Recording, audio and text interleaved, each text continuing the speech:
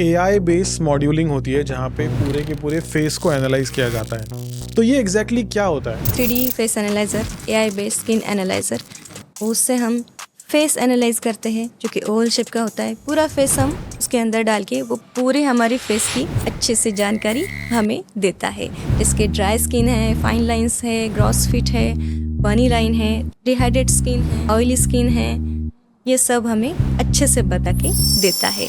तो CO2 treatment में exactly क्या प्रोसेस होता है ma'am? CO2 treatment is basically laser treatment. उसके लेजर ऐसे ही बनाए हुए हैं जो आपके स्किन को हार्म नहीं पहुंचाते। कितने लेयर तक आपकी स्किन डैमेज है उस लेयर तक जाकर वो उसे क्योर करता है। फीमेल में जब मिलाज्मा का प्रॉब्लम हो जाता है तो उसके कॉन्फिडेंस लेवल में क्या इम्पैक्ट आता है मैम? क्या आपने साइकोलॉजिकल देखा है उनका? अनकंफर्टेबल फील करती है। अगर 4 लेडीज में जाती है, किस लेडीज की अगर फ्लॉलेस स्किन है तो वो थोड़ी सी डिप्रेस हो जाती है। After delivery intimate area darkening का इश्यू हो जाता है, स्किन लूज हो जाती है। वजाइनल टाइटनिंग के लिए आज के शो के जो गेस्ट है Jyotsna Kennedy ma'am, doctor Jyotsna Kennedy ma'am, इनसे हमने यूथफुल स्किन के बारे में बहुत सारे इंसाइट्स लिए।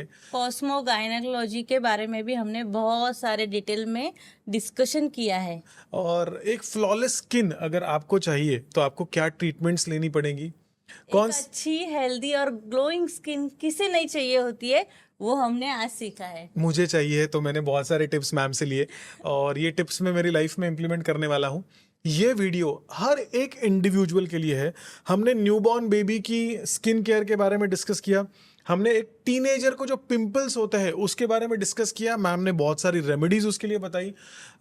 एक प्रेग्नेंट फीमेल पोस्ट प्रेगनेंसी कैसे अपनी स्किन को प्रॉपर रख सकते हैं उसके बारे में हमने डिस्कस किया। और क्या डिस्कस किया? हमने रिंकल्स के बारे में डिस्कस किया, मेलाज्मा के बारे में डिस्कस किया, एंटी एजिंग के बारे में डिस्कस किया, हेयर फॉल, डैंड्रफ, बहुत सारी चीज़ें जो आपके डेली रूटीन में काम आएगी, वो सारी चीज़ों को हमने डिस्कस किया है। और आज के इस पॉडकास्ट में हमने इंटीमेट हेल्थ के बारे में भी डिस्कस किया। फीमेल्स के लिए ये एपिसोड बहुत ही इंपॉर्टेंट है। एंड के पार्ट तक आप स्टिक रहिएगा, ये एपिसोड को एंजॉय कीजिएगा, आपकी लाइफ में इस एपिसोड को इम्प्लीमेंट कीजिएगा और ज्योत्सना मैम से 100% कंसल्ट कीजिएगा आपके हेल्थ के बारे में, आपके स्किन के बारे में। तो चलिए डीप डाइव करते हैं इस एपिसोड में, कहीं भी मत जाइएगा।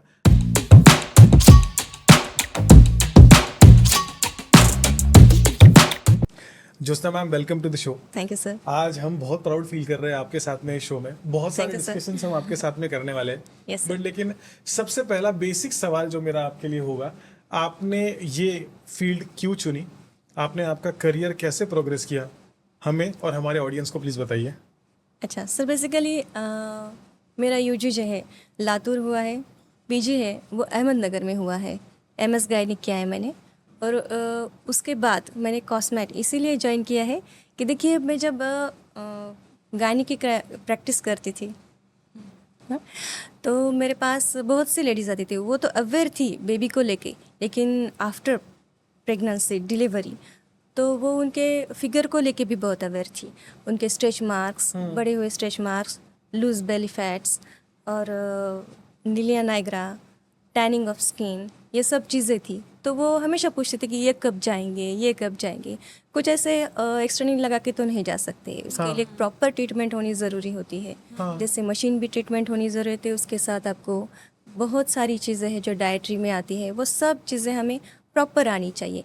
इसीलिए मैंने कॉस्मेट भी साइड बाय साइड चुना कि वो कॉस्मो गायनिक ऐसे एक फील्ड होती है जो हम गायनिक के साथ साथ कॉस्मेटिक भी ट्रीटमेंट उन्हें देते हैं। ये फील्ड के बारे में मैंने कभी सुना ही नहीं था एक्चुअली। नहीं, बहुत ही यूनिक फील्ड है कॉस्मो गायनेकोलॉजी।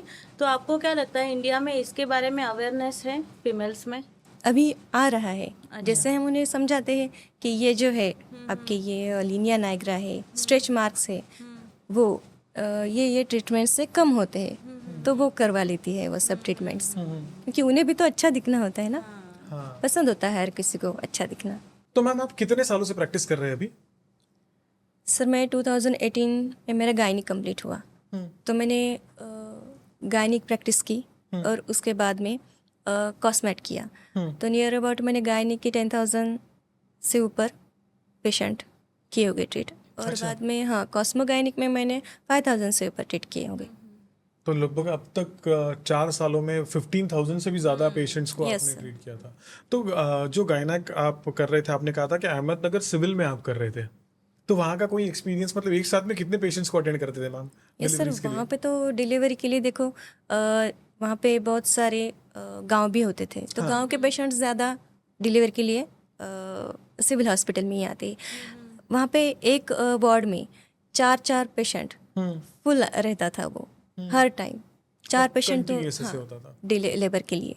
और एक दिन में अप्रोक्सीमेटली मतलब 15 से 20 डिलीवरी होती होंगी? यस सर, होते थे।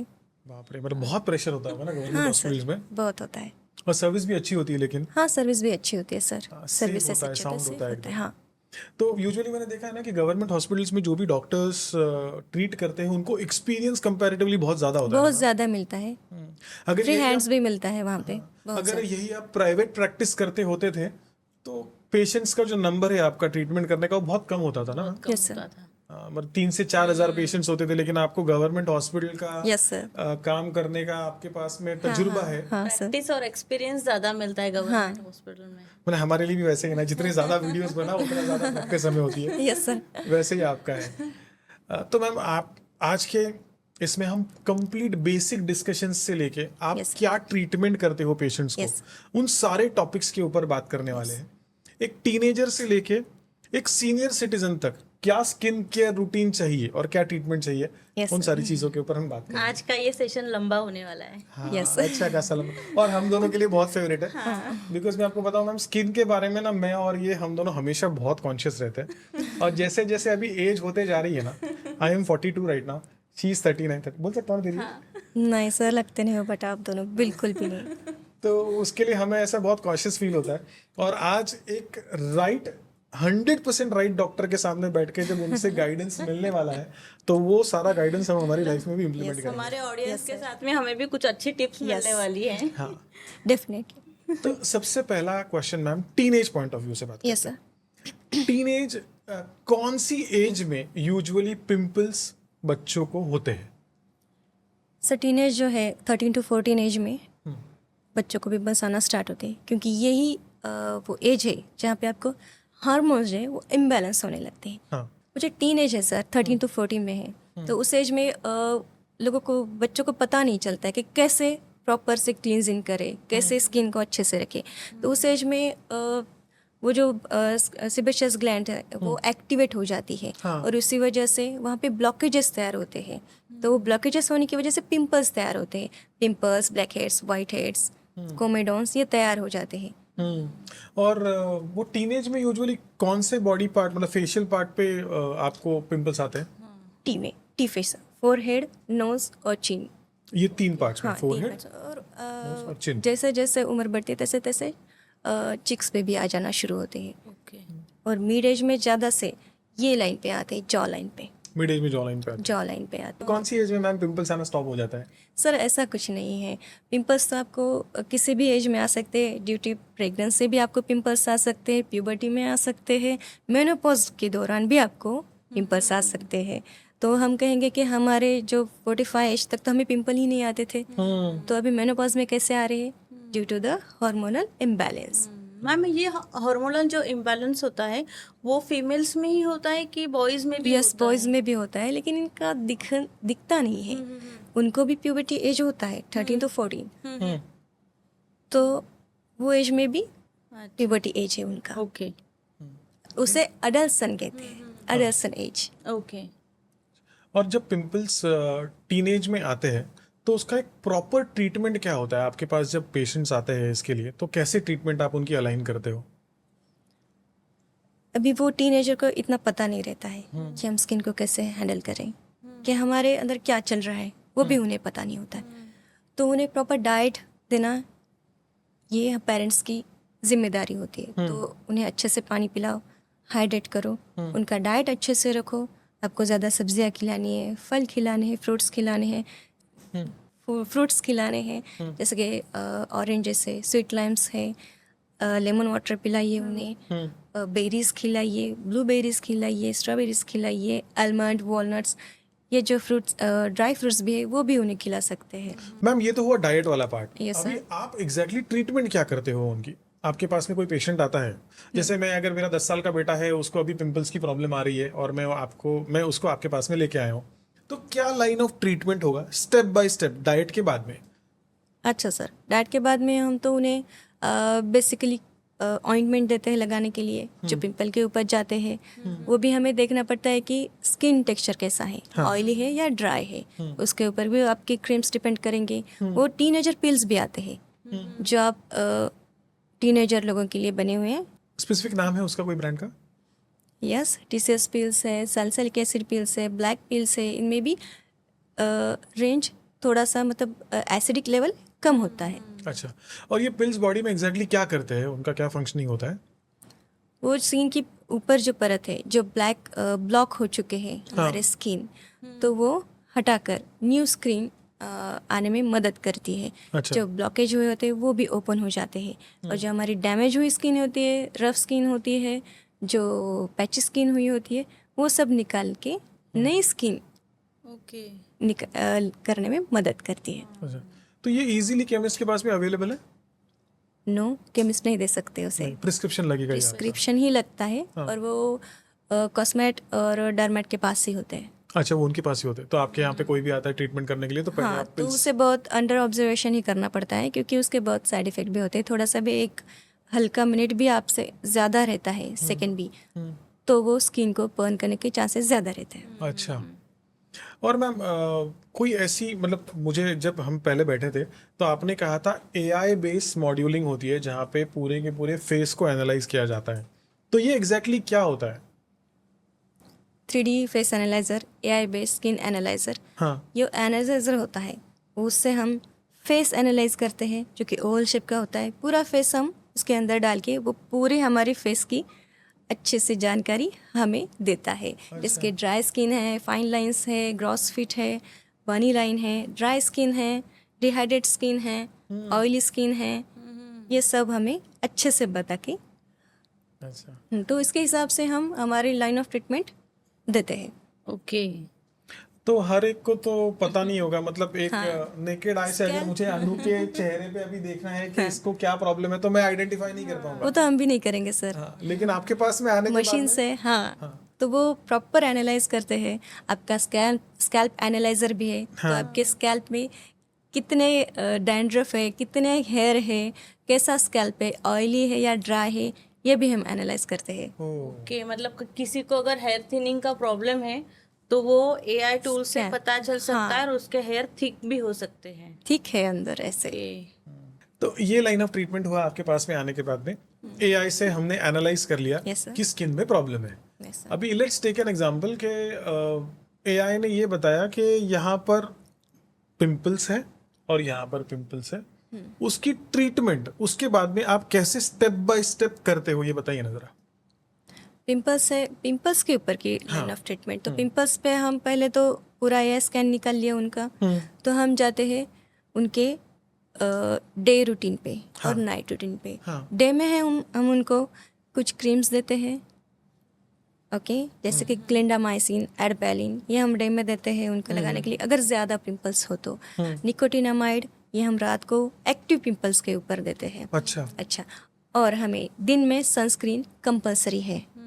अगर आप सनस्क्रीन नहीं लगाओगे तो पूरा एक्टिविटी जो है वो डाउनवर्ड चला जाएगा। वो एक्टिवनेस बढ़ेगा नहीं उन क्रीम का, तो हमें सनस्क्रीन लगाना बहुत ज़रूरी है।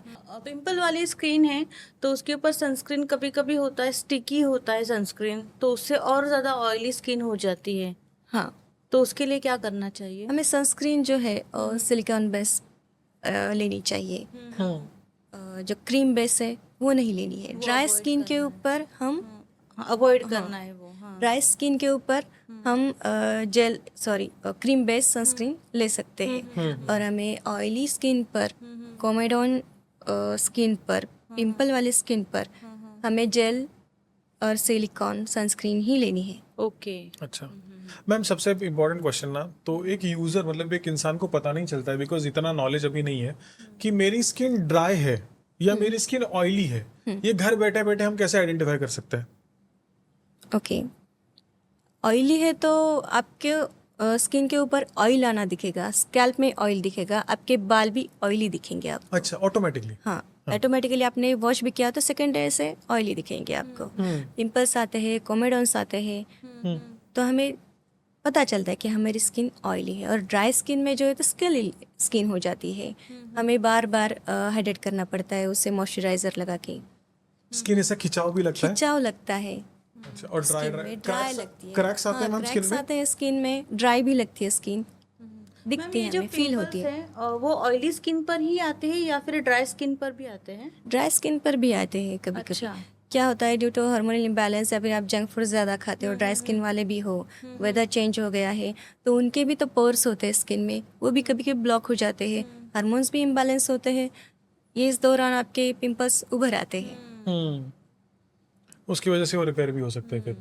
हाँ, और टीनेजर्स में क्या प्रॉब्लम्स होती है मैम जो आपके पास में आके वो रिजॉल्व करके जाते हैं? पिंपल्स की प्रॉब्लम्स होती है सर, हाँ, हेयर थिनिंग की, हेयर ग्रेइंग की प्रॉब्लम्स होती है। हेयर ग्रेइंग की प्रॉब्लम। हाँ, हेयर ग्रेइंग की प्रॉब्लम आजकल बहुत कॉमन हो रही है वो क्यों होता है Teenage मैम में। Hair greying usually? Due to the lack of nutrition. Okay.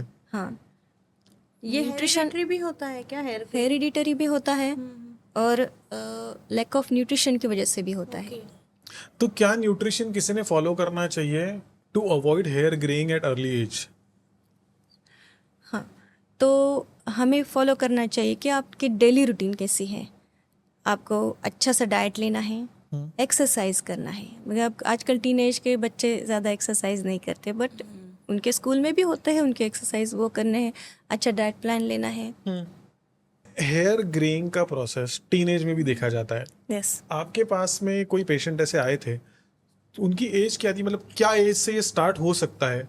Near about 10 years. 10 years की एज से हेयर ग्रेइंग का इशू आ सकता है? हाँ, ग्रे हेयर्स को रिवर्स करना पॉसिबल है? हमें वो देखना पड़ता है कि अगर वो जेनेटिकली है तो it's not possible, okay. But वो लैक ऑफ न्यूट्रिशन है तो हम उसे कर सकते हैं। अच्छा, उसमें आयरन डिफिशियंसी आती है, बायोटिन डिफिशियंसी आती है, उस हिसाब से हमें उन्हें डाइट देना पड़ता है, कुछ मेडिसिन देनी पड़ती है। उसकी वजह से हो सकता है। हाँ। तो बेसिक अगर जेनेटिक प्रॉब्लम नहीं है और ग्रे हेयर का इशू है हाँ, और कम एज है तो क्या रीजन हो सकता है बेसिक की जिसकी वजह से वो ग्रे हेयर हुए है? क्या डिफिशियंसी होती है वो? आयरन डिफिशियंसी होती है, अच्छा। बायोटिन डिफिशियंसी होती है, मल्टीविटामिन डिफिशियंसी होती है। वो हमें दिखना पड़ता है कि कौन से विटामिन डिफिशियंसी है और उसके हिसाब से उन्हें मल्टीविटामिन देने पड़ते हैं और वैसा डाइट इम्प्रूव करना पड़ता है उनका। और कुछ हम मेडिसिन देते हैं जो उन्हें लगाने होते हैं स्कैल्प पे। स्कैल्प पे लगाने होते हैं।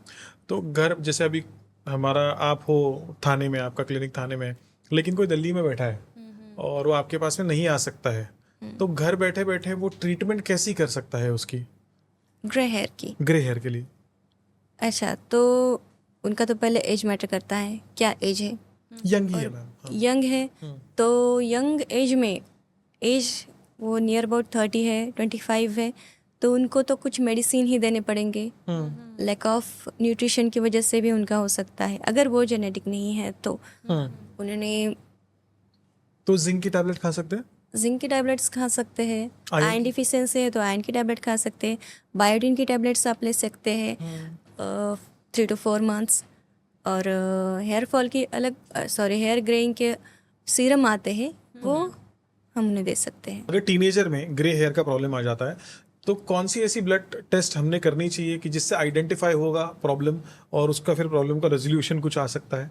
यस, आपको सीबीएसई टेस्ट जो है वो करनी पड़ती है। बेसिक ट्रीटमेंट टेस्ट से सीबीएसई मतलब कंप्लीट ब्लड काउंट्स करना पड़ता है। हाँ। आयरन और B6, B12, बी की सीरीज आपको टेस्ट करनी पड़ती है, D3, और अगर आपको थायराइड है क्या है वो भी देखना पड़ता है।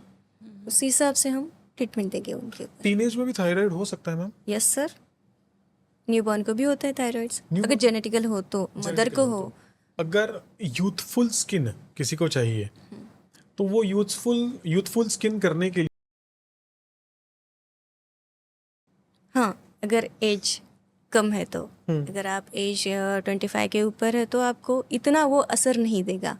टीन एज में जो है वो आपका कोलेजन भी बूस्ट रहता है स्किन के ऊपर, तो आप जो होम रेमेडीज लगाएंगे वो आपको असर दिखाएगी। अगर टीन एज के बाद आफ्टर 25 नियर अबाउट 30 के ऊपर आपका कोलेजन वो कम होने लगता है हाँ, स्किन के ऊपर right. का। इसीलिए आपको जो भी होम रेमेडी ट्राई करते उसका इतना असर आपको नहीं दिखाई देता। बट कौन सी ऐसी होम रेमेडीज है जो मैं ट्राई कर सकता हूँ, या यस फिर सर, मेरे आप लेमन, हनी, हाँ बेसन और दही, हम्म, हल्दी, ये सब चीज़ें आप मिक्स करके आप एक अच्छा सा पैक बना सकते हैं। थोड़ा सा मुल्तानी भी डाल सकते हैं, मिट्टी, हाँ वो भी पैक आपके लिए बहुत अच्छा है। बट अगर आपकी स्किन ड्राई हो तो मुल्तानी मिट्टी आप अवॉइड करेंगे। ओके। तो मैंने लेना है लेमन, हनी, और क्या कहा था, बेसन, बेसन लेना है, बेसन लेना है, थोड़ा सा मुल्तानी दही मिट्टी भी ले लेना है, सकते हैं। दही, दही लेना है, इन सब का मिक्सचर करना है, हाँ और मिक्सचर करने के बाद में चेहरे के ऊपर अप्लाई करना है। हाँ, और 10 to यूजुअली 15 मिनट्स, हाँ 10 to 15 मिनट्स। 10 to 15 मिनट्स के लिए अप्लाई कर दूं। यस, और इफेक्ट दिखने के लिए कितना टाइम लगेगा इसका? डिपेंड ऑन आप कितना लगाते हैं। वीक में 1-2 बार लगाते हैं तो आपको 15-20 डेज में थोड़ा सा अच्छा सा फर्क दिखेगा, क्लियर हो जाएगी आपकी स्किन। ओके। लेकिन ये स्किन परमानेंटली क्लियर होगी या फिर नहीं, temporary आप effect होता है? टेम्पररी ऊपर से लगा रहे हैं तो हल्का अच्छा। सा ऊपर से ही रिजल्ट आएगा। अच्छा, मैम स्किन हीलिंग जो है वो मैंने ऐसा सुना था कि 90% it's from inside yes, and 10% only it's from outside. Yes sir. तो स्किन हीलिंग के लिए 5 ऐसे बेस्ट फूड्स बता दो ना, कि जिनको खाने के बाद में चेहरा ऐसे चमके, ग्लो करे और दोस्त बोले यार क्या लग रहा है तू। यस सर, आपको ज़्यादा पानी पीना है, वाटर इंटेक आपको बहुत ज़्यादा करना है कि आपकी स्किन हमेशा हाइड्रेट रहे। हाँ। आपको फूड अच्छा लेना है, आपको उसमें सब्जियां, ग्रीन वेजिटेबल्स अच्छे लेने हैं, और आपको फ्रूट्स लेने हैं। फ्रूट्स में आते हैं आपके साइट्रस फ्रूट्स, जैसे कि मौसम्बी, संतरा, और लेमन भी आता है, लेमन वाटर भी आप पी सकते हो बना के। पपाया आता है, पपाया से स्किन बहुत अच्छी होती है। और अनार भी आता है, अनार से आपकी हीमोग्लोबिन बढ़ता है और स्किन ग्लोइंग दिखती है, एकदम फ्लॉलेस लगती है। एकदम फ्लॉलेस। और ये अगर किसी ने 6 मंथ्स तक कंटिन्यूअस अच्छे तरीके से किया तो स्किन में कितना डिफरेंस आएगा मैम? जैसे अनु मैम क्या आया है एकदम ग्लो वैसा ही आ जाएगा। तो कोई भी अगर व्यूअर ये देख रहा है और उनको एकदम फ्लॉलेस स्किन करनी है तो मैम ने दी हुई टिप को 100% यूज कीजिए। 6 महीने तक वेट कीजिए और 100% आपको बहुत यूथफुल स्किन मिलेगी और स्किन में चेंजेस आएंगे। राइट। पिंपल्स के बारे में हमने बहुत बात की, अब बात करते हैं पिगमेंटेशन के बारे में। तो स्किन पर जो पिगमेंटेशन है उसे हम परमानेंटली कैसे निकाल सकते हैं? देखो, पिगमेंटेशन अभी एक ऐसा पिगमेंटेशन है, आपका मेलाज्मा पिगमेंटेशन है, सन का पिगमेंटेशन है, ड्यू टू स्ट्रेस पिगमेंटेशन है, वो हमें पहले देखना पड़ता है। हम स्कैनर के हिसाब से वो देखेंगे कि कितना डीप है। अच्छा। हाँ, तो उस हिसाब से हम ट्रीटमेंट देंगे। तो और मेलाज्मा पिगमेंटेशन है, मेलाज्मा है तो वो इनर होता है due to imbalance of hormonal, हाँ। उसकी वजह से मेलाज्मा ज़्यादा होता है। तो वो मेलाज्मा निकालने के लिए हमें बहुत टाइम जाता है, कभी कभी निकल भी जाता है और कभी कभी नहीं निकलता है। बट हम उन्हें एक्सटर्नली ही ज़्यादा केयर लेनी पड़ती है, प्लस इनर हम उन्हें टैबलेट्स देते हैं कुछ, उसकी वजह से भी वो कम होते हैं। अच्छा, तो एक्सटर्नल ट्रीटमेंट में क्या ऐसी ट्रीटमेंट आप ऑफर करते हैं उनको? एक्सटर्नल मेलाज्मा के लिए हम पिल्स देते हैं जो कि आपके ऊपरी लेयर हटाकर न्यू स्किन रिजुवेट करता है। अच्छा। और उस पर मशीन ट्रीटमेंट्स भी अलग अलग, CO2 मशीन्स है और क्यू स्विच है, पिको है और MNRF है। तो ये CO2 मशीन की जो हम ट्रीटमेंट है, मेलाज्मा के ऊपर PRP भी करते हैं, स्टेम सेल्स भी आए हैं और अलग अलग मीज़ो कॉकटेल्स भी आए हैं। तो हम वो यूज़ करके मेलाज्मा कम करते हैं। तो अगर एक मेलाज्मा का पेशेंट आपके पास में आता है जहाँ पे विजिबल मेलाज्मा है, मेलाज्मा यूजुअली यहाँ पर ही आता है, Cheekbones पे चीक बोन्स पे आता है ना, चीक बोन्स पर, नोज पर आता है, फोरहेड पर भी आता है। तो वो ट्रीटमेंट कितने ड्यूरेशन तक चलती है? Near about 3 to 6 months. तो अगर डार्क मेलाज्मा हो तो नियर अबाउट 3 to 6 मंथ्स पे चलती है, अगर आप लेज़र ट्रीटमेंट ले रहे हो तो। और एक एक ट्रीटमेंट के बारे में बात करते हैं। पहले ट्रीटमेंट मैम ने कौन सा कहा था? C2C ट्रीटमेंट था। CO2 treatment. तो CO2 ट्रीटमेंट में एग्जैक्टली क्या प्रोसेस होता है ma'am? CO2 treatment is basically laser treatment. अच्छा। उसके लेज़र ऐसे ही बनाए हुए हैं जो आपके स्किन को हार्म नहीं पहुंचाते हैं। बस इतने ही उसकी फ्रीक्वेंसी रहती है, एनर्जी और फ्रीक्वेंसी उतनी ही बनाई हुई रहती है। आपकी स्किन कितने लेयर तक आपकी स्किन डैमेज है, उसी लेयर तक जाकर हमें वो एडजस्ट करना पड़ता है। फ्रीक्वेंसी और एनर्जी उस लेयर तक जाकर वो उसे क्योर करता है। अच्छा, और ये कितने सेशंस यूजुअली देते हैं? हम कम से कम 6 सेशंस देते हैं। 6 सेशंस से हम देखते हैं कि 6 सेशन में आपकी स्किन हमें कैसे रिस्पॉन्स कर रही है। वो 21 डेज का सेशन रहता है।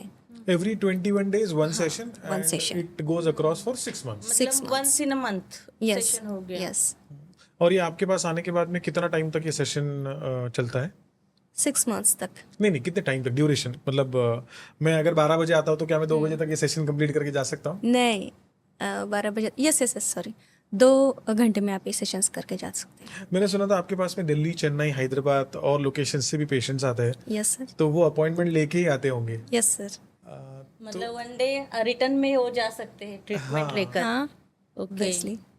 एंड इसमें सक्सेस रेट क्या है मिलाजमा निकालने के लिए? अगर एक ऐसा आप पेशेंट कभी आपके पास में आता है तो आप आइडेंटिफाई करके इमीडिएटली बता देते होंगे ना कि ये रिजॉल्व होगा कि नहीं होगा? यस सर, स्कैनर है ना हमारे पास, वो तो दिखाता ही है कि आपके कितने लेयर तक है। वो डीप होगा तो हम तुरंत ही बता दें कि थोड़ा डीप है, उसका ज़्यादा टाइम लगेगा। और जो ऊपरी परत में है, सेकंड लेयर तक, फर्स्ट लेयर में है, एपिडर्मिस तक ही है, तो हम फटाक से बता देते कि एक और 2 सेशन में ही जाएगा। ओके। मिलाजमा में जो हम लेजर का ट्रीटमेंट करते हैं तो कभी कभी स्किन रेड हो जाती है पूरा, तो रेड स्किन नॉर्मल हो सकती है बाद में जाके कि वैसे ही रेड ही रहती है? नहीं, वो नॉर्मल हो जाती है। ओके। एक फीमेल में जब मिलाजमा का प्रॉब्लम हो जाता है तो उसके कॉन्फिडेंस लेवल में क्या इम्पैक्ट आता है मैम? क्या आपने साइकोलॉजिकल देखा है उनका? हाँ सर, बहुत देखा है। उनकी साइकोलॉजिकली वो बहुत अनकंफर्टेबल फील करती है। अगर 4 लेडीज़ में जाती है, उनकी किस लेडीज़ की अगर फ्लॉलेस स्किन है तो वो थोड़ी सी डिप्रेस हो जाती है।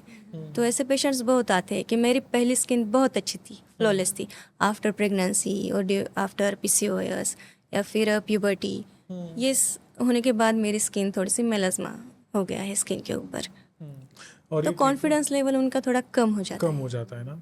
और ये ट्रीटमेंट होने के बाद में जब वो पूरा का पूरा स्किन उनका प्रॉपर हो जाता है तो बहुत खुशी खुशी से है। आपके बहुत यहाँ पे खुशी खुशी जाते हैं और आशीर्वाद भी देखे जाते हैं। तो कोई मिलाजमा को प्रिवेंट रखने के लिए क्या कर सकते हैं? क्या होम टिप्स है जो घर पर हम उसे प्रिवेंट कर सकते हैं? आपका डाइट और स्लीप पैटर्न आपको अच्छा करना होगा। स्ट्रेस लेवल भी आपको कम रखना होगा। ऐसे ही स्ट्रेस की वजह से फाइन लाइंस भी आ जाती है। ओके। अब मैम एक न्यूबॉर्न बेबी के बारे में बात करते हैं, बिकॉज पेरेंट्स हमेशा ये सोचते हैं कि मेरे न्यूबॉर्न बेबी की स्किन एकदम अच्छी रहे, शाइनी रहे और वो एकदम हेल्दी रहे। यस तो कौन से ऐसे होम रेमेडीज पेरेंट्स घर पर अपने न्यूबॉर्न बेबी की स्किन को फ्लॉलेस रखने के लिए ट्राई कर सकते हैं? सर, ये तो होम रेमेडी में आता है। पहला तो कोकोनट ऑयल, ये बहुत ही अच्छा ऑयल है बेबीज़ के लिए। बेबीज़ के लिए, फिर हम लोगों के लिए, सबके लिए अच्छा है कि बेबीज़ को सिर्फ कोकोनट ऑयल से आप मसाज करें, वो सबसे अच्छी बात है। हेयर को भी आप कोकोनट ऑयल ही लगाएं और पैराबेन फ्री ऐसे सोप यूज़ करें कोई बेबीज़ ऐसे के लिए। पैराबेन फ्री सोप का ब्रांड का नाम आप बता सकते हो जो यूज कर पाएंगे? यस सर, हिमालया है, चीकू है और सेबामेड भी है।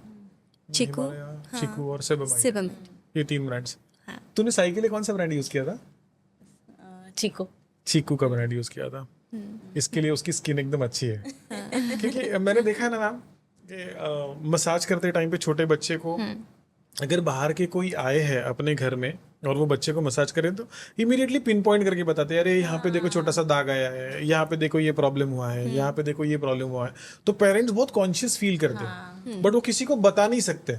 और एक एक्सपर्ट एडवाइस भी उनको जल्दी कहीं मिलती नहीं है। तो आपने जो अभी एडवाइस दी है कोकोनट ऑयल की, बहुत बेसिक चीज़ है अनु, लेकिन तभी भी अभी अवेयरनेस नहीं होता है। रूरल एरियाज में बहुत कम अवेयरनेस होता है।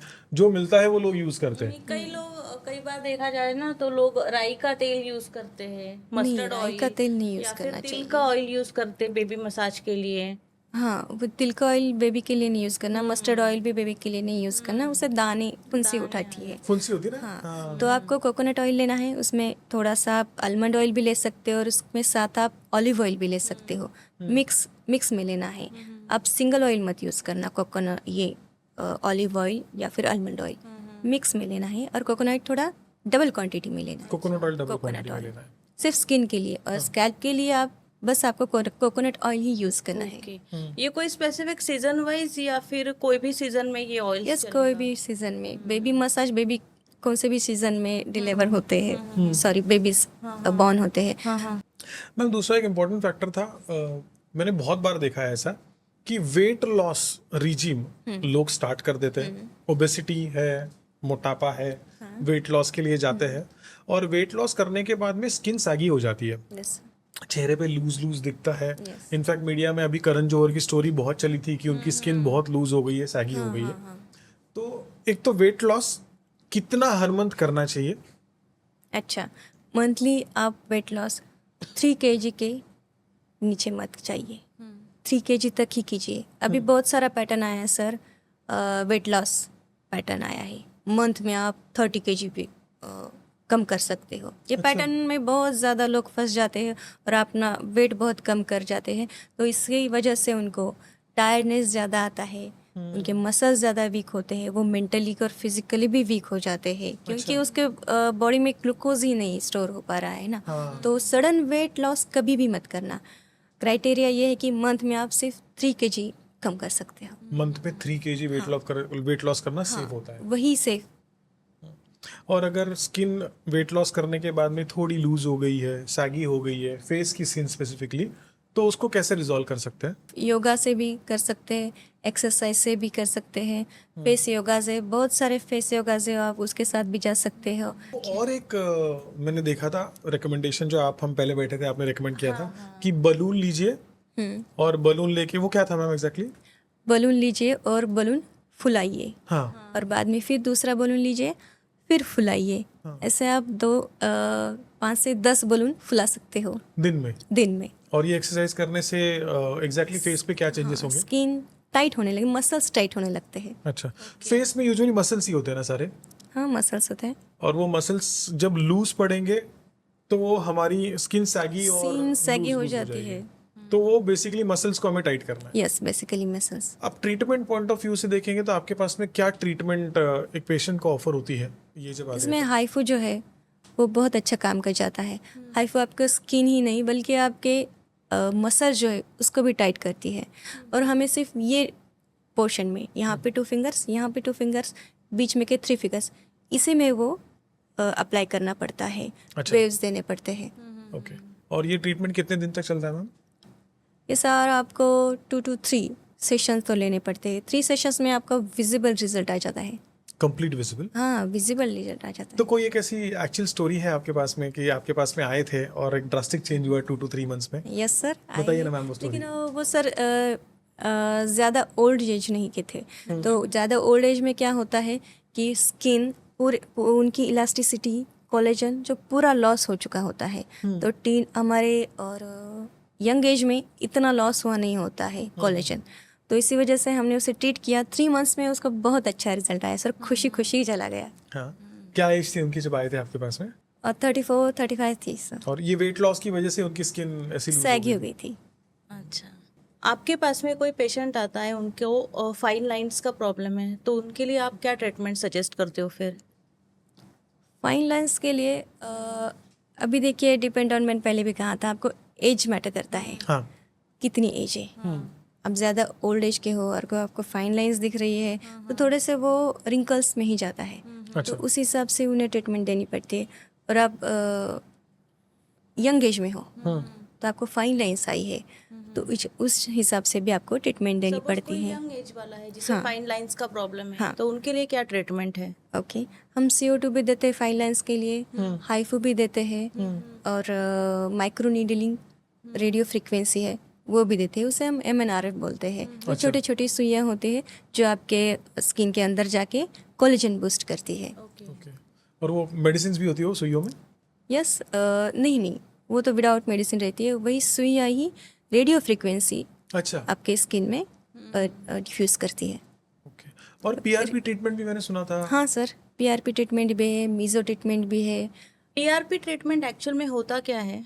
PRP means platelet rich plasma, हाँ, जो हम आपका ब्लड लेके वो ट्यूब में डाल के सेंट्रीफ्यूज करते हैं, और जो ऊपर से जो ट्रांसपेरेंट लेयर आता है प्लेट्स, हाँ, ट्रांसपेरेंट प्लाज्मा आता है, वो हम कलेक्ट करके आपके स्किन में, स्कैल्प में इन्फ्यूज़ करते हैं। ओके। और ये कितने पीआरपी के सेशंस लेने पड़ते हैं एक अच्छा फ्लॉलेस स्किन? फ्लॉलेस के लिए देखिए सर, आपको 5 to 6 सेशंस लेने पड़ते हैं और वंस इन अ मंथ होता है। और मैंने बहुत जगह पे रिसर्च किया था पहले, और मैंने बहुत अलग अलग कॉस्मेटोलॉजिस्ट के पास में चेक किया था, तो हमेशा मुझे ये कहा जाता था कि पीआरपी के जो ट्यूब्स होते हैं वो ट्यूब्स में अलग अलग मेडिसिन होते हैं, और वो मेडिसिन उतने इफेक्टिव होते हैं कि जिससे आपकी ट्रीटमेंट में हेल्प करे। तो इसमें कितनी सच्चाई है मैम? ट्यूब में कुछ होता है कि नहीं होता है? हाँ, होता है सर। ग्रोथ फैक्टर होता है, बायोटीन होता है, जो आपके स्किन के लिए, जो स्कैल्प के लिए ज़रूरी होते हैं, वो सब उसमें मेडिसिन होते हैं, अच्छा। जो आपके ब्लड के साथ सेंट्रीफ्यूज होके और आपकी जो ट्रांसपेरेंट प्लाज्मा आता है उससे मिक्स होके ऊपर रहते हैं, तो हम वो निकाल लेते हैं और आपके स्किन में और स्कैल्प में इन्फ्यूज़ करते हैं। अच्छा। मतलब पीआरपी ट्रीटमेंट स्काल्प पर भी किया जाता है हाँ, और स्किन पे भी पर किया जाता है। तो वो हेयर ग्रोथ में भी आपको इफेक्टिव रहता है, और Yes. स्किन के हेल्दी रखने के लिए, टाइट रखने के लिए भी उसका फायदा हो जाता है। तो इसीलिए अनु वो डिफरेंस हमें आता था जब भी मैं कोई कॉस्मेटोलॉजिस्ट के पास जाता था, तो कोई मुझे कहते थे कि एक सेशन के लिए 3,000 रुपये, कहीं अगर अच्छे मैं ट्रीटमेंट जगह पे जाऊँ तो वो कहते थे 7,000 रुपीज फॉर पर पीआरपी सेशन, कहीं और जाऊँ तो मुझे कहते थे कि 10,000 रुपये पर पीआरपी सेशन। तो ये सिर्फ क्वालिटी की वजह से प्राइसिंग चेंज हो रही है। यस, क्वालिटी की वजह से प्राइसिंग चेंज होती है। तो मैम, स्किन वाइटनिंग के लिए सबसे बेस्ट रेमेडीज क्या है? पहले तो होम रेमेडीज के बारे में बात Yes, करेंगे, और उसके बाद में अगर स्किन वाइटनिंग के लिए आपके पास में कोई पेशेंट आता है तो उसको आप कैसे ट्रीट करते हैं उसके बारे में बात करते हैं। अच्छा। तो सबसे पहले स्किन वाइटनिंग के लिए होम रेमेडीज घर पे बैठे बैठे कोई क्या यूज कर सकता है? सर, हमारे एंसेट जो है, महारानियाँ वही तो यूज़ करती थी। उस टाइम पे कहाँ थे मशीन ट्रीटमेंट्स Right. या फिर कोलेजन बूस्टर्स, तो वो जो यूज़ करते थे, चंदन यूज़ करते थे, सैंडलवुड पाउडर, बेसन, दही और हल्दी, लेमन और हनी, ये सब मिक्स करके उनका एक पैक बनता था। हाँ, फेस पैक। और वो आयुर्वेदिक कुछ पाउडर्स भी रहते हैं, वो भी यूज़ करते हैं, जैसे नीम पाउडर, टेस्ट मत पाउडर है, सैंडलवुड है, रेड सैंडल है, हाँ। वाइट सैंडल है, हाँ, ये सब यूज़ करके, और रोज़ पाउडर, रोज वाटर उसमें ऐड। रोज़ पेटल्स, रोज़ वाटर, ये सब आप यूज़ करके एक अच्छा सा पैक बना सकते हैं, जो कि आपको थोड़ा सा अच्छा फ्लॉलेस स्किन करने के लिए मदद होती है। तो ये हो गई पैक की बात। अभी अगर आपके पास में कोई स्किन वाइटनिंग की ट्रीटमेंट करने के लिए आता है तो क्या रिकमेंड करते हो आप? यस, मैं तो क्लिनिकली ही जाऊंगी। हाँ। वो तो मैं उनके ग्लूटा, जो अभी मार्केट में आ रहे हैं, ग्लूटा के इंजेक्शन्स आ रहे हैं आईवी, वो हम देते हैं, और ग्लूटा के टैबलेट्स आ रहे हैं, वो हम देते हैं, और उसके साथ विटामिन सी देते हैं, और जिन्हें मल्टीविटामिन्स की ज़रूरत है वो भी हम देते हैं उनको। तो इस कॉम्बिनेशन से उनकी स्किन और भी अच्छी हो जाती है। मैंने बहुत जगह पे देखा है मैम कि आजकल लोग विदा कंसल्ट किए हुए ग्लूटा के ड्रिप्स लेने के लिए स्टार्ट कर दिया है, वो कितना सेफ है?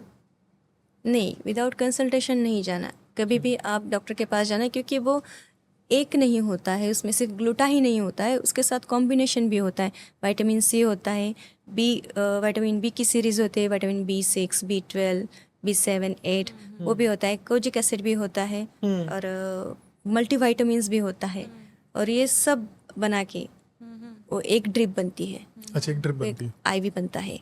तो आपको क्या ज़रूरत है इसमें की? मल्टीविटामिन ज़रूरी है, B12 है आपके, अगर आपके अंदर B12 अच्छी मात्रा में है तो आप वो नहीं लेना है। मैम, ये ग्लूटाथियोन जो होता है वो एक्चुअल में होता क्या है, जिससे बॉडी में अंदर जाके स्किन वाइटनिंग होता है या फिर स्किन को ग्लो देता है? Yes, basically it's antioxidant. अच्छा। ये स्किन के अंदर जाके आपके मेलेनियन साइड को कम कर देता है, मेलेनियन प्रोडक्शन को ही कम कर देता है, और आपके बॉडी को, ब्लड को डिटॉक्स करता है। इसी वजह से आपके स्किन पे ग्लो आता है, फ्रेशनेस आता है। ओके। और ये सारा नेचुरली होता है ना मैम? Yes sir. उसके कोई साइड इफेक्ट्स नहीं है? नहीं, उसके कोई साइड इफेक्ट्स नहीं है। और कितने ग्लूटा के ड्रिप आने चाहिए, लेने चाहिए किसी एक इंडिविजुअल ने एक विजिबल चेंज दिखने के लिए? Once in a month. और कितने टोटल सेशंस होने चाहिए? 4 to 6 सेशंस। ओके, तो 6 सेशंस में स्किन में आपको डिफरेंस हाँ, इमीडिएटली हाँ। पता चल जाएगा। और ये फुल बॉडी में चेंज होता है ma'am? Yes sir, yes, full body में चेंज होता है। मैंने बीच में सुना था कि काजोल ने भी ग्लूटाथियोन Yes. के ट्रीटमेंट्स लिए थे। यस, काजल ने लिए हैं, उनकी बेटी ने लिए, बहुत सारे। अभी सेलिब्रिटी में वो तो फैशन ही हो गया उनकी। वो लेते ही है और कंपलसरी। मैंने ये भी पढ़ा है कहीं पर कि ग्लूटाथियोन लेने से आपका लिवर भी डिटॉक्स हो जाता है। यस, वो फुल सही बॉडी है? डिटॉक्स करता है। और किसी को अगर स्किन वाइटनिंग करनी है तो और क्या क्या कर सकते हैं उसके लिए? अलग अलग प्रकार के पिल्स आते हैं जो उसे केमिकल पिल्स बोलते हैं, हाँ। वो यूज़ करते हैं, और टैबलेट्स है और ग्लूटा है, और बहुत सारे क्रीम भी है मार्केट में, वो भी हम देते हैं, और सोप भी आए हैं अभी, ग्लूटा बेस आए वाइटनिंग सोप्स, उसका भी अच्छा रिजल्ट है। अच्छा, एक राइस वाटर का भी बहुत मैंने आजकल रील्स चल रहे हैं कि राइस वाटर क्यूब कर लो, उससे स्किन वाइटनिंग होती है। तो एक्चुअल में वो कुछ काम करता है rice water? Rice water skin shine के लिए यूज़ किया जाता है, वो वाइटनिंग रिजल्ट नहीं आता है। आपकी फ्लॉलेस स्किन अच्छी दिखती है उससे, अच्छा। शाइन आता है उससे, मगर वाइटनिंग नहीं होता उससे कुछ। और मैम कार्बन फेशियल भी बहुत ट्रेंड में है। यस तो सर। कार्बन फेशियल आपके पास में जब कोई करने के लिए आता है तो उसकी प्रोसेस क्या होती है, क्या क्या होता है उसमें? कार्बन पील के लिए देखिए उसे नमिंग क्रीम लगानी पड़ती है हमें, क्योंकि वो भी एक लेज़र प्रोसेस है। ओके। तो 30 to 40 मिनट्स हमें नमिंग क्रीम लगानी पड़ती है उस पेशेंट को, और बाद में हम कार्बन का एक थीन लेयर उसके चेहरे के ऊपर लगाते हैं, अच्छा। और वो लेज़र से उड़ाते चलते हैं। उससे ओपन पोर्स भी ओपन हो जाते हैं, और आपका कलर भी साफ होने लगता है। और ये क्लाइंट्स अभी प्रेफर कर रहे हैं कार्बन फेशियल को? हाँ, और करते हैं सर। यूजुअली ये कार्बन फेशियल की कॉस्ट मार्केट में कितनी होती है मैम? कॉस्ट 3000 पर सेशन। 3000 पर सेशन। 3000 पर सेशन होता तो ज़्यादा एक्सपेंसिव ट्रीटमेंट नहीं है ये। है। Yes sir. तो 4 से 5 सेशन अगर किसी ने ले लिए तो स्किन में विजिबल चेंजेस आना Yes, स्टार्ट हो जाएगा, आता है, स्किन आता वाइटनिंग के लिए आपको हेल्प हो जाएगी। स्किन रिजुविनेशन मेन उसका काम है। स्किन रिजुविनेट हो जाती है, और वाइटनिंग के लिए तो हमें कॉम्बिनेशन ऑफ ट्रीटमेंट कॉम्बिनेशन देना यूज पड़ता करना है। पड़ता है। एक अच्छी ग्लास स्किन अगर किसी को चाहिए तो क्या टिप्स दोगे आप? एक 3 स्टेप में हम घर पर कुछ कर सकते हैं ऐसा? क्लींजिंग, टोनिंग एंड मॉइस्चराइजिंग, ये आपको तो करना ही है। इससे अच्छी स्किन हो जाती है, और आपको अच्छा, आपके लिए डर्मेटोलॉजिस्ट से सजेस्ट करके अच्छा सा फेस वॉश लेना है। मॉइस्चराइजर जो आपके स्किन के लिए सूट होता हो, वो सोप और एक अच्छा सा टोनर लेना है जो आपके अकॉर्डिंग टू स्किन जाता हो। ओके। और ये अगर मेल्स को करना है तो उनको क्या करना पड़ेगा? Yes, ये तो sir, तूने तेरा उन्हें वाला भी सवाल आते पूछ लिया, हमारे लिए क्या? आपके लिए भी वही प्रोसेस है sir, cleansing, toning and moisturising, और आपका sleep pattern, diet pattern, exercise pattern आपको अच्छे से करना है। मेल्स के लिए स्किन केयर बहुत ही इग्नोर्ड सेगमेंट है, और आजकल की सिचुएशन में मेल्स को ऐसा फील होता है कि मैं सनस्क्रीन क्यों लगाऊं, या फिर मैं कोई क्रीम्स क्यों यूज़ करूं, मेरी मेल डोमिनेंसी में वो थोड़ा इफेक्ट करेगा। तो ये कितना सच है, कितना झूठ है, और ये अगर केयर कोई नहीं करता है तो उसको क्या भुगतना पड़ता है इन फ्यूचर? स्किन डैमेज होती है सर उनकी जल्दी, जो सनस्क्रीन नहीं लगाते, उनको लगता है कि मुझे कुछ ज़रूरत नहीं स्किन की, फिर आफ्टर 35 उनकी स्किन और ज़्यादा डैमेज होने लगती है, अच्छा। और वो विजिबल होता है। तो आपको स्किन रूटीन फॉलो ही करना है, क्लींजिंग, टोनिंग और मॉइस्चराइज़र करना ही है, और आपको अच्छी सनस्क्रीन लगानी है, और आपको बॉडी को हाइड्रेट करना है। हाइड्रेट रखना है। सन एक्सपोजर से होने वाले सबसे कॉमन डैमेजेस कौन से हैं? सन एक्सपोजर से हाँ। आपके स्किन पे स्किन डैमेज होती, बर्न होती है, स्किन बर्न होती है, स्किन में टैग आते हैं, पैचेस आते हैं, और आपके हेयर्स जो है वो भी थिनिंग होते हैं, ग्रेइंग होने लगते हैं, डैमेज हेयर्स होते हैं। ओके। लेकिन ऐसा कहा जाता है ना कि सन बाथ लो तो विटामिन डी मिलता है। हाँ, तो मगर उसका एक टाइम होता है। ओके। मॉर्निंग 7 to 8 में आप सनबाथ ले सकते हो। ओके। और कौन से आवर में सनबाथ लेना ही नहीं चाहिए, मतलब धूप में जाना ही नहीं चाहिए, ऐसा कोई स्पेसिफिक आवर आफ्टर है? 11 to 12 आपको नहीं जाना चाहिए, 11 to 12 to 4 तक। अच्छा, 11 से लेकर 4 बजे तक धूप में नहीं जाऊँ? हाँ, तो अगर मुझे धूप में जाने का काम करना है तो मैं क्या करूँगा फिर? आपको प्रोटेक्शन लेना पड़ेगा, जैसे सनस्क्रीन लगानी है, कैप लगाओ, रुमाल लगाओ, अच्छे से अम्ब्रेला लो। लेकिन और एक मिथ है ना कि सनस्क्रीन ज्यादा लगाने से स्किन कैंसर होता है, तो उसमें क्या सच्चाई है? नहीं, स्किन कैंसर नहीं होता है सनस्क्रीन से। आपको नाइट थोड़ी ही लगाना है, डे में ही दो बार तो लगानी है, इवनिंग के बाद आपको अप्लाई नहीं करनी है। टैनिंग और पिगमेंटेशन को रिवर्स करने के लिए क्या बेस्ट ट्रीटमेंट्स है आपके पास में? अच्छा, टैनिंग और पिगमेंटेशन होता है तो हम इसे क्योर कैसे करेंगे? तो उसमें अगर पेशेंट आता है तो हम उसे हाइड्रोफेशियल दे सकते हैं उसमें, और स्यूट फोटोफेशियल दे सकते हैं, पिको लेज़र भी दे सकते हैं, और हम पील्स भी देते हैं उनमें, और इनर टिकिंग इंटरनल के लिए भी हम पील्स देते हैं। केमिकल्स पील्स एक्सटर्नली देते हैं, हाँ और इंटरनल हम पील्स देते हैं, हाँ और आईवी भी है वो भी देते हैं।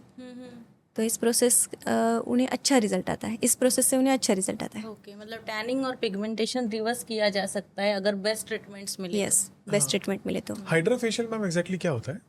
हाइड्रोफेशियल जो है आपके डैमेज स्किन है वो लेयर निकालने में मदद करता है, इसे हाइड्रोफेशियल बोलते हो। और एक ही हाइड्रा फेशियल के बाद में विजिबल रिजल्ट्स इमीडिएटली दिख जाते हैं?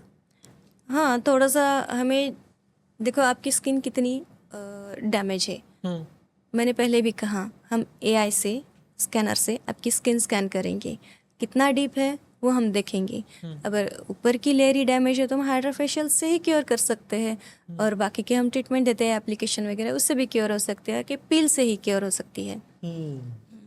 अभी समर सीजन चल रहा है, बच्चों को छुट्टियां है, तो पेरेंट्स रिसोर्ट्स में लेके जाते हैं, कभी बाहर लेके जाते हैं, तो उसकी वजह से उनको सनबर्न का इशू हो जाता है, पेरेंट्स को भी और बच्चों को भी।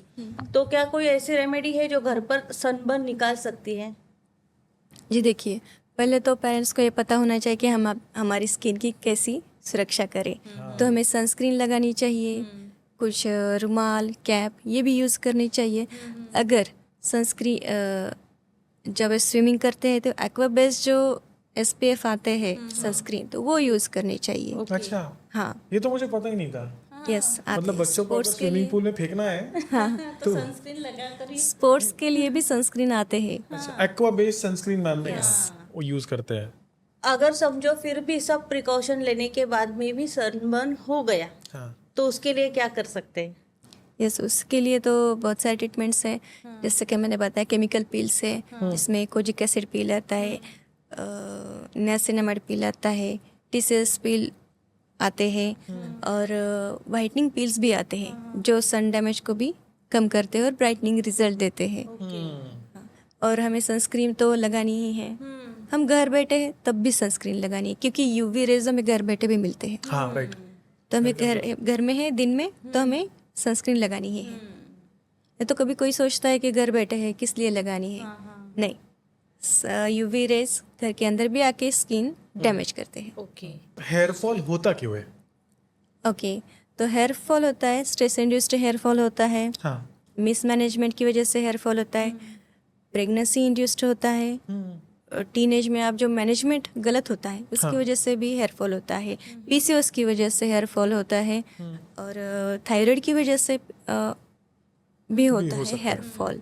अच्छा, तो एक मदर जो छोटे बेबी को फीड कर रहे हैं, उनको अगर हेयर फॉल रोकना है तो वो क्या ट्रीटमेंट ले सकते हैं? उनको हेयर फॉल कम करना है तो हम कैल्शियम रिच डाइट उन्हें दे सकते हैं, कैल्शियम के टैबलेट्स उन्हें देते हैं, मगर हम हेयर फॉल के दूसरे टैबलेट्स उन्हें नहीं दे सकते क्योंकि फीडिंग कर रही होती है। और हम एक्सटर्नल जैसे कि शैम्पू हेयर फॉल के वो हम उन्हें दे सकते हैं, इंटरनली हम उन्हें ज़्यादातर नहीं दे सकते हैं। अगर हम कोई ट्रीटमेंट देते तो एस्ट्रोजन लेवल कम हो जाता है और फीडिंग ब्रेस्ट मिल्क कम होने लगता है। बट ये नेचुरल है ना ड्यूरिंग प्रेगनेंसी? हाँ, ये तो नेचुरल है, ये तो नेचुरल है, इसीलिए हम सिर्फ कैल्शियम रिच डाइट ही लेने के लिए बोलते हैं और कैल्शियम के टैबलेट्स उन्हें देते हैं, मल्टीविटामिन्स देते हैं। कैल्शियम रिच डाइट में क्या क्या आएंगे? कोई 2-3 फूड्स होंगे जो आप बता सकते हो?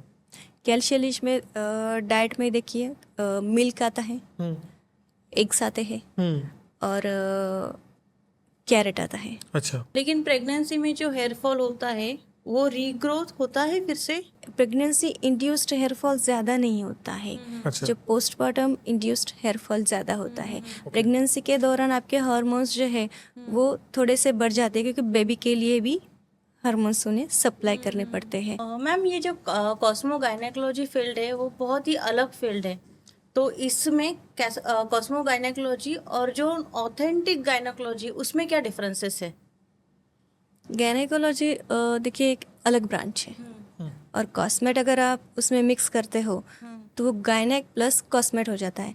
जैसे कि गायनेक में तो ऑब्स गायनिक आता है, बेबीज और मदर, ये चीज़ें आती है। और कॉस्मेट में वो बेबी के बाद की प्रोसेस शुरू होती है, Post मदर पे, pregnancy. हाँ, पोस्ट प्रेगनेंसी उस पर ध्यान देना शुरू होता है। जैसे कि स्ट्रेच मार्क से सैगिंग हो जाती है, बेली फैट्स आते हैं, और वेट की वजह से बहुत सारे स्ट्रेच मार्क्स ये फिट तक ये स्काफ तक जाते हैं, वो आते हैं। लीनिया नाइग्रा आता है जो तो पेट पे सी लाइन आ जाती है और पेट पूरा टैन हो जाता है। अगर कोई फीमेल आफ्टर डिलीवरी बहुत सारे स्ट्रेच मार्क्स अगर उनके बॉडी पर है, तो आपके पास में आने के बाद में उनके लिए आप क्या ट्रीटमेंट उनको रेकमेंड करते हो? स्ट्रेच मार्क्स के लिए तो हम मेजॉरिटी लेज़र ट्रीटमेंट ही यूज़ करते हैं। उस पर मीज़ो भी आते हैं, लेज़र जैसे कि MNRF आता है, CO2 लेज़र आता है। CO2 लेज़र श्रिंक करता है, और MNRF जो है आपके डीप लेयर तक जाके रेडियो फ्रिक्वेंसी इन्फ्यूज़ करता है। इसे माइक्रो नीडलिंग रेडियो फ्रिक्वेंसी भी कहते हैं। और इसके साथ PRP भी आते हैं, तो स्ट्रेच मार्क्स PRP भी है, और अलग मीज़ो भी निकले हैं, स्ट्रेच मार्क्स मीज़ो, वो भी हम इसके साथ साथ यूज़ करके उसका अच्छा रिजल्ट आता है। ओके।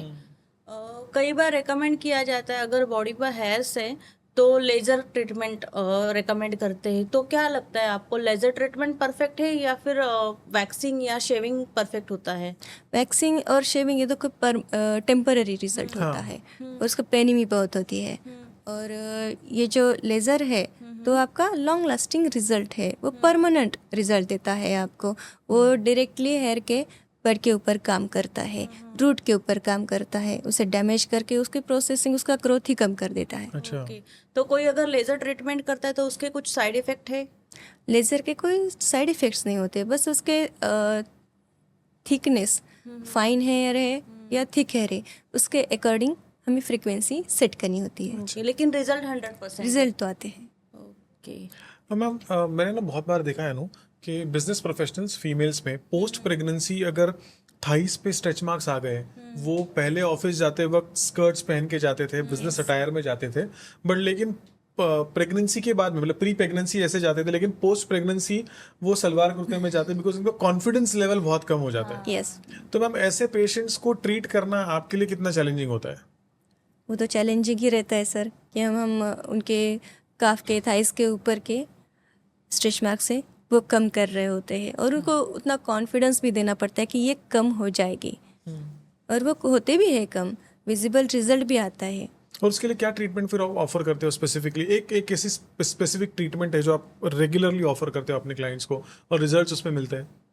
सर CO2 लेज़र बहुत अच्छा है स्ट्रेच मार्क्स के ऊपर, और कॉम्बिनेशन में जाए तो CO2 plus MNRF। Okay, MNRF में क्या होता है ma'am? MNRF is micro needling radio frequency. Okay, वो जो बारीक बारीक सुइयाँ होती है वो आपके स्किन के लेयर तक जाती है, अच्छा। 7 लेयर्स के अंदर तक जाती है, और उसको टाइटन अप करती है। ओके। तो अगर स्ट्रेच मार्क इतना बड़ा होगा जो एकदम विजिबल दिख रहा है, वो फिर स्ट्रेच मार्क पूरा कंप्लीटली गायब हो जाता है कि श्रिंक हो जाता है, क्या होता है उसका? श्रिंक हो जाता है, और थोड़ा सा, मतलब थोड़ा विजिबिलिटी थोड़ी सी आती है, जो पेशेंट है उसी को ही विजिबल दिखता है। ओके, बाकी लोगों को विजिबल दिखेगा नहीं, उतना नहीं विजिबल दिखता। 60 to 80% आपको रिजल्ट आना ही आना है। तो अगर कोई भी एपिसोड देख रहा है जिनको ये प्रॉब्लम है स्ट्रेच मार्क्स की, और आप जैसे क्लोथिंग आपको चाहिए वो वेयर नहीं कर पा रहे हो, तो मैम को कांटेक्ट करो, आपको रेजोल्यूशन 100% मिल जाएगा। और मैम, ये रेजोल्यूशन उनको कितने टाइम में मिल सकता है, ड्यूरेशन? डिपेंड ऑन की स्ट्रेच मार्क्स कितने डीप है सर। हाँ, एक 6 मंथ्स में रिजॉल्व हो सकता है? 6 मंथ्स का तो हम पहले ही बता देते हैं, आप 6 मंथ्स मिनिमम, आपको 6 मंथ्स के ट्रीटमेंट लगेगी, और बाद में जो डिप्थनेस है वो हमें ट्रीटमेंट के दौरान ही दिखाई देते हैं, उस हिसाब से हम ट्रीटमेंट और बढ़ाते हैं, कम भी करते हैं। और मैम, कई बार देखा जाता है कि after delivery intimate area darkening का इश्यू हो जाता है, आफ्टर तो डिलीवरी उसको कैसे रिकवर कर सकते हैं? हाँ, तो हम रिकवर करते हैं, वहाँ पे पील्स होते हैं, इंटीमेट एरिया के लिए केमिकल पील्स होते हैं, क्रीम्स होते हैं, जो कि हम उससे रिकवर करते हैं इंटीमेट एरिया को। और कई बार देखा जाता है कि आफ्टर डिलीवरी स्किन लूज हो जाती है, तो क्या लेजर थेरेपी से उसे फिर से रिकवर किया जा सकता है? यस, 60 to 80% वो रिकवर हो जाती है, विजिबल रिजल्ट आते हैं। कोई हार्मफुल रिजल्ट नहीं उसमें? नहीं, कोई हार्मफुल रिजल्ट नहीं है। हम और उसके ऊपर हम साथ में उसके डाइट और एक्सरसाइज पे भी ध्यान देना पड़ता है। बेसिकली आप पूरा डिपेंड लेज़र के ऊपर नहीं रह सकते हैं, आपको उसके साथ उसको जोड़ भी देनी पड़ती है आपके डाइट और एक्सरसाइज की। अच्छा, अगर किसी को ये इशू है स्किन लूज का, तो आफ्टर डिलीवरी उन्होंने कब तक आपको कंसल्ट करना चाहिए? लाइक बेबी छोटा है तब भी करना चाहिए या 2 साल के बाद में? देखिए, बेबी छोटा है, वो ब्रेस्ट फीडिंग करती है, तो हमें उसके ऊपर लेज़र ये सब चीज़ें अप्लाई नहीं कर सकते हैं।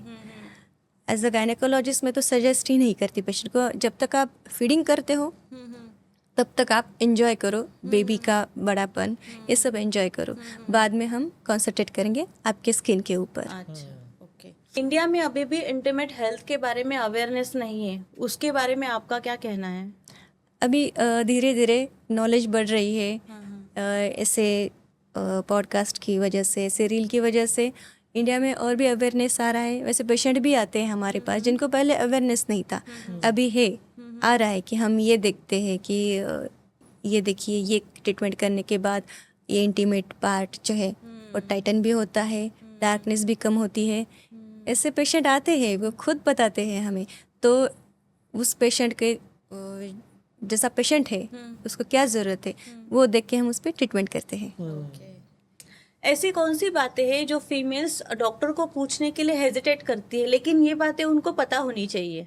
ओके, जैसे कि पर्सनल हाइजीन, ये मेन इम्पोर्टेंट है, और डाइटरी भी पार्ट है, और आपकी हेल्थ भी उतनी ही ज़रूरत है। आपको पानी ज़्यादा पीना चाहिए, हाइड्रेट रखना चाहिए, और जो पर्सनल हाइजीन है वो तो आपको लेनी ही चाहिए। जैसे कि वजनल वॉश भी आते हैं जो आपको यूज़ करना चाहिए, इंटीमेट पार्ट के वॉश आते हैं, वो भी आपको यूज़ करनी चाहिए। ओके। फेमिनिन वॉश जो होते हैं वो कई बार अल्कोहलिक होते हैं, कोई नॉन अल्कोहलिक होते हैं, तो कौन से बेस्ट है उसमें? नॉन अल्कोहलिक लैक्टिक एसिड जो उसका pH कम रहता है वो अच्छे रहते हैं। जैसे कि वी वॉश भी है, लैक्टेसिड भी है, अच्छा, ये आप यूज़ कर सकते हैं। तो मैम, वजाइनल टाइटनिंग के लिए कौन से ट्रीटमेंट आप रेकमेंड करते हो आपके पेशेंट्स को? अच्छा, बेसिकली मैं तो गायनिक हूँ, इसीलिए मैं दोनों ही ट्रीटमेंट कर सकती हूँ। एक सर्जिकल है और एक नॉन सर्जिकल है। सर्जिकल में देखिए हम इंसिजन लेके वो टाइटन अप करते हैं, ओके, उससे वजना टाइट हो जाती है। नॉन सर्जिकल में जाए तो हम CO2 लेज़र प्रेफर करते हैं, जो वहाँ पे शॉट्स देने पड़ते हैं लेज़र के। एक प्रोब आता है वजाइनल प्रोब, उससे हमें शॉट्स देने पड़ते हैं, तो उससे स्किन टाइटन अप हो जाती है, वजाइनल टाइटनिंग होता है। ओके। और उसके परसेंटेज कितने होते हैं? मतलब 100% रिजल्ट मिलता है? 60 to 80% जिन्हें सर्जिकली नहीं जाना है, हमें सर्जरी अवॉइड करनी है, वो लोग प्रेफर करते हैं नॉन सर्जिकल ब्रांच को। ओके। मैम 10 में से कितने फीमेल्स को वजाइनल टाइटनिंग का इशू फेस करना पड़ता है? जिनकी ज़्यादातर नॉर्मल डिलीवरीज रहती है, अच्छा, ट्विंस बेबी रहते हैं, उन्हें 10 में से तो 6 to 7 लेडीज़ को तो रहता ही problem है ही। आफ्टर सॉरी, एज के हिसाब से आपकी जैसे जैसे एज बढ़ जाती है, जैसे आपकी स्किन सैगिंग होती है, वैसे ही वेजिनल पार्ट भी सैगिंग हो जाता है, वजाना भी सैगिंग हो जाती है। तो कितना अवेयरनेस है मैम इसके बारे में फीमेल्स को, आपको क्या लगता है? अभी अवेयरनेस हो रहा है, जो सिटी जो पढ़ी लिखी महिलाएं हैं उनमें थोड़ा अवेयरनेस है। अगर वो स्मॉल टाउन की लेडीज़ हैं उनको कुछ फ़र्क नहीं पड़ता है, बट वो भी अगर ऐसे रील्स देखती है तो उन्हें भी अवेयरनेस आ जाएगा। एग्जैक्टली। मैम बहुत कॉमन इशू है रॉट्स, स्किन टैग या मस्से, हिंदी में उसको कहा जाता है मस्से। मस्सों को अगर निकालना है तो क्या करना चाहिए? Cauterisation is best treatment on मस्सा और स्किन टैग। हम उससे पहले नमिंग क्रीम लगाते हैं, 13 to 15 मिनट्स रखते हैं और कॉटरी से निकाल देते हैं। अच्छा, बहुत सिंपल और जल्दी होने वाली प्रोसेस है, और बाद में वो ग्रो भी नहीं होता। हार्मलेस प्रोसेस है मैम? यस, हार्मलेस प्रोसेस है सर। और अगर कोई होम रेमेडी है जो घर पे ट्राई कर सकते हैं, बिकॉज इंस्टाग्राम पे बहुत सारी रील्स आते रहते हैं जो कहते हैं कि अगर आपको घर पे मस्सों को निकालना है तो आप ये रेमेडी ट्राई करो, तो ऐसी कुछ है होम रेमेडी जो सेफली ट्राई हो सकती है? नहीं सर, आपको अंडर ऑब्जर्वेशन ही करना पड़ेगा। अगर कोई भी ऐसी रेमेडीज आपको घर में यूज़ नहीं करनी है, उससे स्किन बर्न हो सकती है, स्किन डैमेज हो सकती है। इसीलिए आपको वैसे भी कुछ लगाने हैं तो आपको डर्मेटोलॉजिस्ट से ही अच्छे से पूछ के ही लगाना है। मैम, अगर प्राइवेट पार्ट पर मोल्स है तो क्या ये रिमूव कर सकते हैं? स्किन टैग जो फ्रिक्शन की वजह से भी होता है, उसकी वहाँ पे जो नमी रहती है गर्म, उसकी वजह से भी हो सकता है, और ड्यू टू हार्मोनल इम्बैलेंस की वजह से भी हो सकता है। वो हम कॉटराइजेशन से ही निकाल देते हैं। जैसे क्लाइटोरिस है, उसके भी ऊपर जो डैमेज, मैंने बहुत सारे क्लाइटोरिस रिडक्शन भी किए हुए हैं कॉटराइजेशन से। स्किन टैग जो इंटीमेट पार्ट पे आते हैं वो रिड्यूस किए हैं। ओके मैम, कई बार फीमेल्स की डिलीवरी सी सेक्शन से होती है। जो सी सेक्शन वाली जो लाइंस होती है, जो स्कार होता है, वो लेजर से निकाला जा सकता है क्या? यस, निकाला जा सकता है। उसकी भी प्रोसीजर है। हम CO2 से और MNRF के बोथ कॉम्बिनेशन से वो कम किए जा सकते, फिड किए जा सकते हैं। ओके, मतलब परमानेंटली इनविजिबल होगा वो? यस, 70 to 80% होगा। ओके, सी सेक्शन के आज की सिचुएशन में कितने पेशेंट्स होते हैं मैम? 10 में से कितनी फीमेल्स की डिलीवरी सी सेक्शन के थ्रू होती है? 6 to 7 तो होती ही है आजकल तो। ओके, तो मतलब 60 to 70% फीमेल्स को ये सी सेक्शन में स्कार का प्रॉब्लम आता है, यस, आता है। और अवेयरनेस ही नहीं है कि ये स्कार जा भी सकता है। हाँ, मैंने बहुत सारे फीमेल्स में देखा है कि थोड़ा उनका माइंडसेट होता है, शॉर्ट ड्रेसेस नहीं पहन पाती है। मेरे बहुत सारे फ्रेंड्स हैं। हाँ, क्रॉप हाँ, क्रॉप टॉप नहीं पहन पाती के है। लिए इशू हो जाता है, क्योंकि हाँ, हाँ। पहले, अभी तो एकदम डाउन साइड में डॉक्टर लाइन लगाते हैं, पहले फ्रंट से ऊपर से लाइन आता था हाँ, पहले पहले केस में। तो वो पूरा ऐसे कब कहीं लाइन दिखता हाँ, है, हाँ। तो निकाला जा सकता है। निकाला जा सकता है, डेफिनेटली निकाला जा और सकता है। पूरी ट्रीटमेंट को ये निकालने के लिए कितने दिन जाते हैं अप्रोक्सीमेटली? 6 to 7 months तो जाता ही है, क्योंकि हम उतना बताते हैं पेशेंट को कि आपका ये 6 to 7 में months तो resolve हो जाता जाएगा। है। तो मैम, फ्यूचर में आपके थाने के जो क्लिनिक आप स्टार्ट कर रहे हो, उसका क्या प्लान है और वहाँ पे कौन सी ट्रीटमेंट्स ऑफर होंगी? वहाँ से सभी तरह की कॉस्मोगायने की ट्रीटमेंट ऑफर होगी। हेयर से भी रिलेटेड, हेयर ट्रांसप्लांट, ये सब ट्रीटमेंट वहाँ पे ऑफर होगी। सब मशीन है, सब मशीन से भी है, और IV है, और सब तरह के लेजर्स है। ये जो आपने AI मशीन कहा, हाँ, फेस को जो स्कैन हाँ। करता है, वो भी होगा वहाँ पर? वो है वहाँ पर। अच्छा, AI आपके स्कैनर पालघर के है वहाँ clinic पे। में भी एग्जिस्टिंग है अभी? नहीं, वहाँ पे AI स्कैनर नहीं है। ओके। यहाँ पर ये सारी मशीन हाँ, यहाँ पर सब अपग्रेड मशीन्स लिए। और ये अभी कब तक स्टार्ट होने वाला है मैम ये आपका क्लिनिक? ये अभी अप्रैल एंड तक स्टार्ट होगा। ओके, और हम चाहेंगे कि उसके फर्स्ट पेशेंट बन के यस, ट्रीटमेंट लेने के लिए हम आपके ऑलवेज पास में वेलकम जरूर सर। आएंगे आपकी सर, आपकी स्किन बहुत अच्छी है। अगर हमें चांस मिलता है मार्बल को और तराशे, ताजमहल को और तराशने का, तो हम ऑलवेज तैयार हैं। Thank you very much for the compliments ma'am. आपके साथ में बात करके बहुत मजा आया, बहुत इंसाइट्स हमें आपसे मिले। हम चाहेंगे कि कुछ दिनों में आप अगेन हमारे शो पर आए, हमारे व्यूअर्स Yes. को और अच्छे इंसाइट्स दे, और अच्छा गाइड करें। यस, और ज्यादा home remedies yes, home remedies, share करें, होम रेमेडीज। जैसे यूजर्स उनको इस्तेमाल करके हमें पिक्स भेजे, कमेंट्स में बताएं। यस, तो आपको ये शो कैसा लगा कमेंट में जरूर बताइएगा। आपके स्किन रिलेटेड प्रॉब्लम्स कुछ है तो आप वो कमेंट में कीजिएगा। ज्योत्सना मैम के क्लिनिक का नंबर मैंने कमेंट में, डिस्क्रिप्शन में रखा हुआ है। उनके क्लिनिक का एड्रेस भी हमने डिस्क्रिप्शन में रखा हुआ है। So go and meet them and have a flawless skin. Thank you very much ma'am for coming on the show. Thank you sir, thank you so much. Thank you ma'am. Thank you ma'am, have a nice day. Thank you sir.